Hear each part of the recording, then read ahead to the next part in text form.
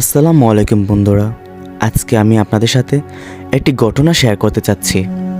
ঘটনাটি হচ্ছে আমার এক বন্ধুর পার্শ্ববর্তী গ্রামে ঘটে যাওয়া এক অলৌকিক ঘটনা।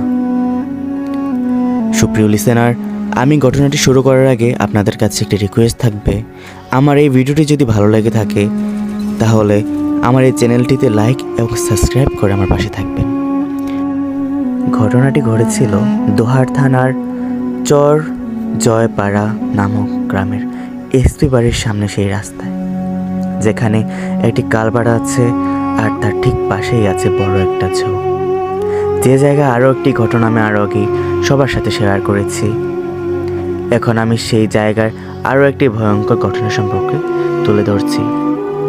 এই ঘটনাটি ঘটেছিল আজ থেকে প্রায় 7 থেকে 8 বছর আগে। একদিন এক রিক্সাওয়ালা রাতে এক প্যাসেঞ্জারকে নিয়ে সেই রাস্তা দিয়ে আসছিল।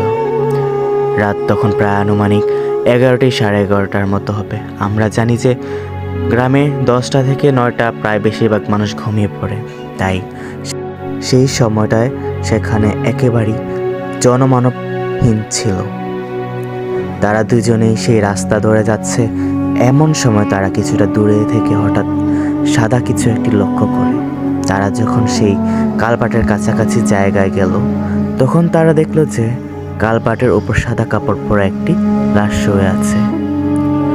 অতঃপর তারা দুজন রিক্সা থেকে নেমে লাশটির কাছে যায়। তারা দুজনেই অবাক হয়ে গেল যে এত রাতে এখানে একটি লাশ রেখে গেল কে। লোকটি রিক্সাওয়ালাকে বলল, হয়তো কেউ লাশটিকে এখানে ফেলে রেখে গেছে, চলো আমরা লাশটিকে নিয়ে দাফন করার ব্যবস্থা করি। কিন্তু রিক্সাওয়ালা এতে আপত্তি জানালো।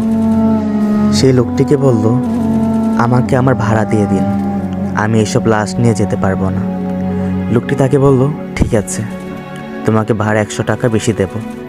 এই কথা শুনে রিক্সাওয়ালা লাশ নিতে রাজি হয়। তবে রিক্সাওয়ালার একটা শর্ত ছিল যে লাশটিকে আপনাকেই তুলতে হবে। লোকটি বলল, ঠিক আছে, তাই হবে। তারপর লোকটি লাশের কাছে গিয়ে মুখের কাপড় তুলতেই দেখতে পায় লাশটির চোখ খোলা অবস্থায় তাকিয়ে আছে। অর্থাৎ কেউ চোখ খোলা অবস্থায় মারা গেলে যেমনটা দেখা যায় ঠিক তেমন। এতে সে কিছু ভয় পেয়ে যায়। এরপর সে লাশটিকে গায়ে কাপড়ের আরও কিছু অংশ সরাতেই দেখতে পায় লাশটির শরীরের পশমগুলো বেশ বড় বড়, যা কোনো সাধারণ মানুষের থেকে একেবারেই আলাদা। অর্থাৎ পশমগুলো ছিল ঠিক ভেড়ার শরীরের পশমের মতো। এটা দেখে লোকটি চিৎকার করে অজ্ঞান হয়ে যায়, আর সেই রিক্সাওয়ালা এক চিৎকার দিয়ে সেখান থেকে দৌড়ে চলে যায় এক বাড়ির সামনে।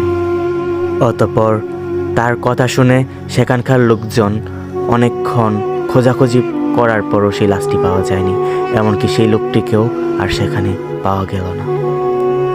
পরদিন সকালে সেই কালভার্টের নিচে সেই লোকটির লাশ পাওয়া যায়, তাও অর্ধেক কাদায় গাড়া অবস্থায়।